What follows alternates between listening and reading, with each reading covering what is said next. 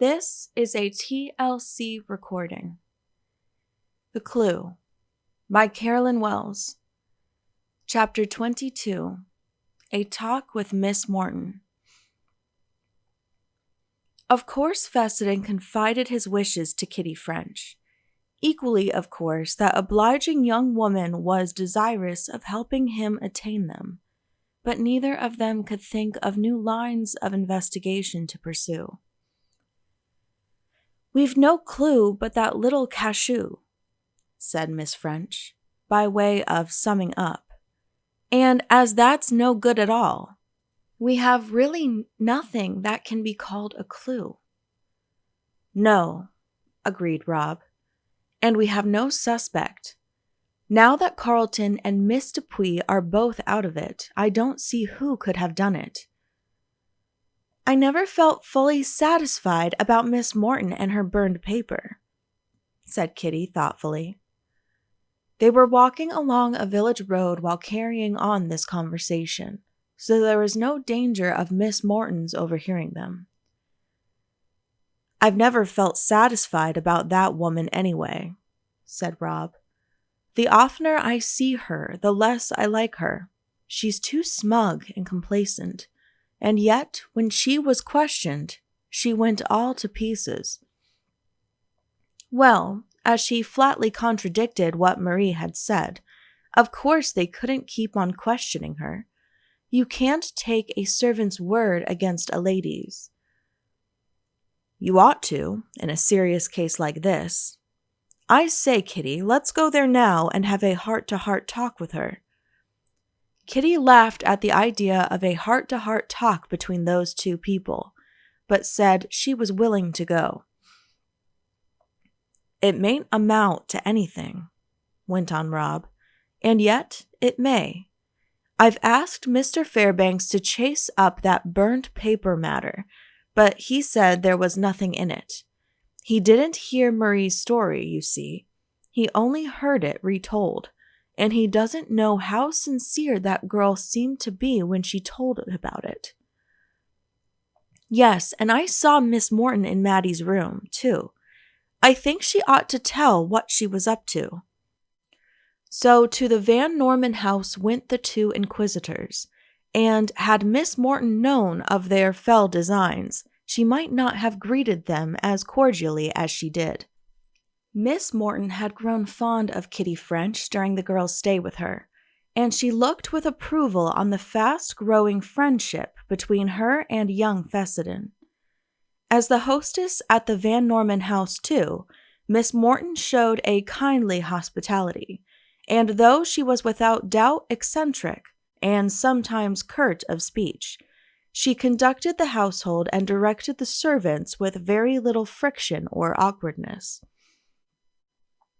She was most friendly toward Tom Willard and Schuyler Carlton, and the latter often dropped in at the tea hour. Fessenden dropped in at any hour of the day, and of course Mr. Fairbanks came and went as he chose. Fessenden and Kitty found Miss Morton in the library, and as they had decided beforehand, went straight to the root of the matter.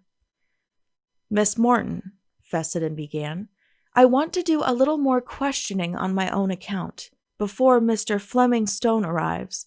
I'm sure you won't object to helping me out a bit by answering a few queries." "Go ahead," said Miss Morton grimly, but not unkindly. "They are a bit personal," went on Rob, who was at a loss how to begin, now that he was really told to do so. "Well?" This time Miss Morton's tone was more crisp, and Kitty began to see that Rob was on the wrong tack. So she took the helm herself and said with a winning smile, "We want you to tell us frankly what was the paper you burned." Something in Miss Morton's expression went to the girl's heart, and she added impulsively, "I know it wasn't anything that affects the case at all, and if you want to refuse us, you may." "I'd rather not tell you," said Miss Morton, and a faraway look came into her strange eyes. "But since you have shown confidence in me, I prefer to return it." She took Kitty's hand in hers, and from the gentle touch the girl was sure that whatever was the nature of the coming confidence, it was not that of a guilty conscience. "As you know, Kitty," she began, addressing the girl, though she glanced at Rob occasionally, "many years ago I was betrothed to Richard Van Norman, we foolishly allowing a trifling quarrel to separate us for life. I will not tell you the story of that now, though I will sometime, if you care to hear it, but we were both quick-tempered, and the letters that passed between us at that time were full of hot, angry, unconsidered words. They were letters such as no human beings ought to have written to each other.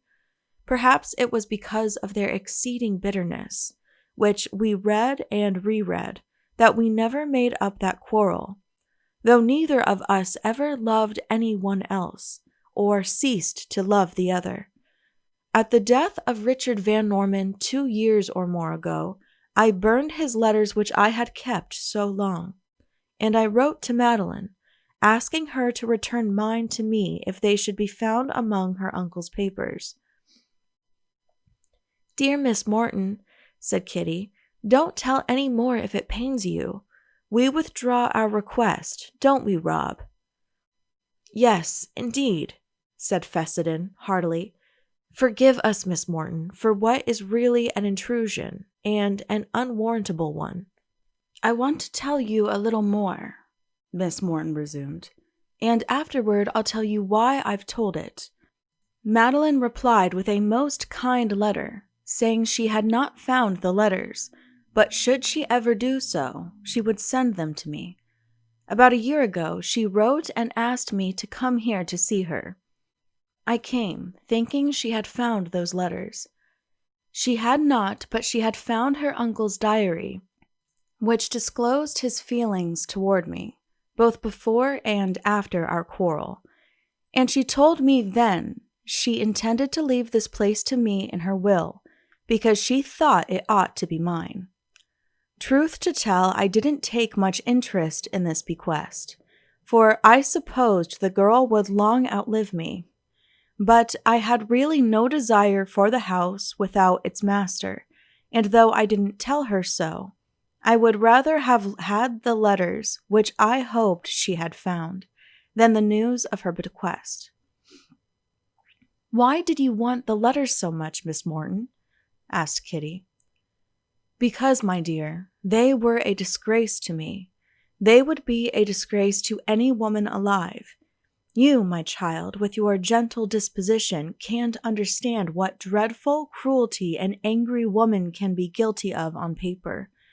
Well, again Madeline told me she would give me the letters if they ever appeared, and I went home.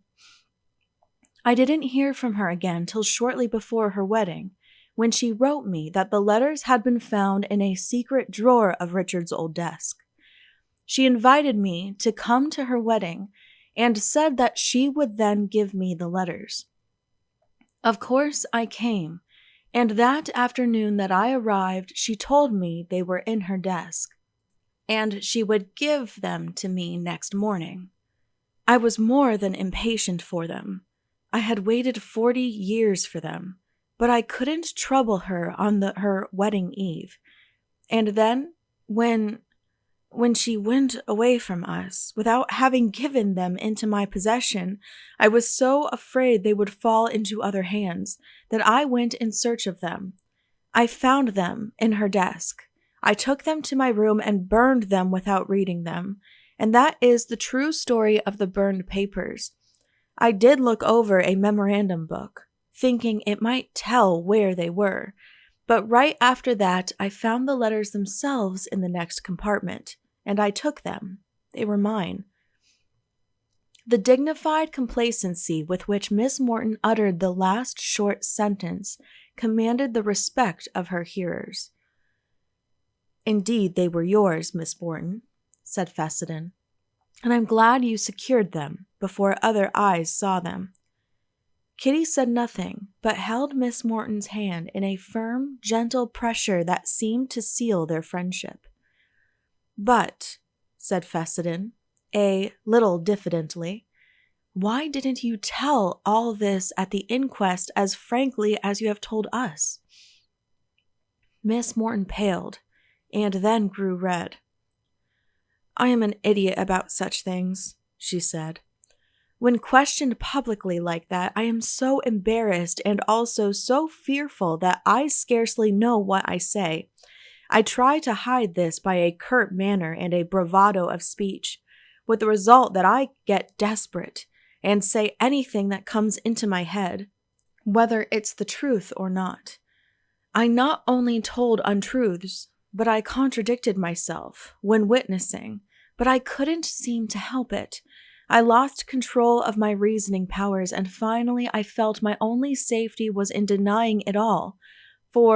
And this was my greatest fear, I thought they might suspect that I killed Madeline if they knew I did burn the papers. Afterward, I would have confessed that I had testified wrongly, but I couldn't see how it would do any good." "No," said Rob slowly, "except to exonerate Marie of falsehood." Miss Morton set her lips together tightly and seemed unwilling to pursue that subject. "And now," she said, "the reason I've told you two young people this is because I want to warn you not to let a quarrel or a foolish misunderstanding of any sort come between you to spoil the happiness that I see is in store for you." "Good for you, Miss Morton," cried Rob. "You're a brick. You've precipitated matters a little. Kitty and I haven't put into words as yet, but we accept these preliminary congratulations. Don't we, dear?" And foolish little Kitty only smiled and buried her face on Miss Morton's shoulder instead of the young man's. And so Miss Morton's name was erased from Rob's list of people to be inquired of, and as he acknowledged to himself, he was quite ready now to turn over his share in the case to Fleming Stone. And, too, since Miss Morton had given a gentle push to the rolling stone of his affair with Kitty, it rolled faster, and the two young people had their heart-to-heart talks with each other, instead of adding a third to the interview. But there was just one more unfinished duty that Fessenden determined to attend to. Carleton had assured him that he was at liberty to talk to Dorothy Burt, if he chose, and Rob couldn't help thinking that he ought to get all possible light on the case before Mr. Stone came, for he proposed to assist that gentleman greatly by his carefully tabulated statements and his cross-referenced columns of evidence. So, unaccompanied by Kitty, who was apt to prove a disturbing influence on his concentration of mind, he interviewed Miss Burt. It was not difficult to get an opportunity, as she rarely left the house, and Mrs. Carleton was not exigent in her demands on her companion's time. So the two strolled in the rose garden late one afternoon, and Rob asked Miss Burt to tell him why she hesitated so when on the witness stand, and why she looked at Carleton with such unmistakable glances of inquiry, which he as certainly answered. Dorothy Burt replied to the questions as frankly as they were put. "To explain it to you, Mr. Fessenden," she said, "I must first tell you that I loved Mr. Carleton even while Miss Van Norman was his affianced bride. I tell you this simply both because it is the simple truth and because Mr. Carleton advised me to tell you, if you should ask me. And knowing this, you may be surprised to learn that when I heard of Miss Van Norman's death, She raised her wonderful eyes and looked straight at Rob. "I thought she died by Schuyler's hand. Yes, you may well look at me in surprise. I know it was dreadful of me to think he could have done it, but I did think so. You see, I loved him, and I knew he loved me. He had never told me so, had never breathed a word that was disloyal to Miss Van Norman, and yet I knew. And that last evening in this very rose garden on the night before his wedding, we walked here together, and I knew from what he didn't say, not from what he did say, that it was I whom he loved, and not she. He left me with a few cold, curt words that I knew only too well masked his real feelings, and I saw him no more that night. He had told me he was going over to Miss Van Norman's. And so when I heard of the tragedy, I couldn't help thinking he had yielded to a sudden terrible impulse. Oh, I'm not defending myself for my wrong thought of him. I'm only confessing that I did think that. And how did you learn that you were mistaken?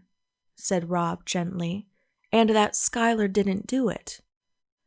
Why, the very next night he told me he loved me, said the girl, her face alight with a tender glory.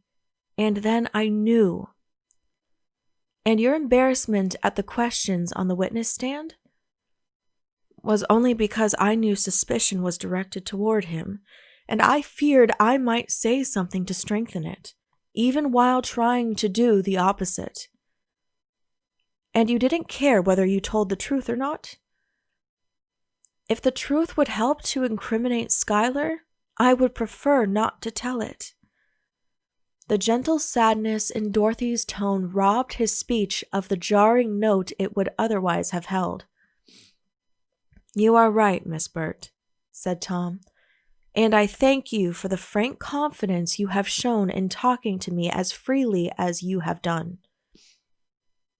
Schuyler told me to, said the girl simply.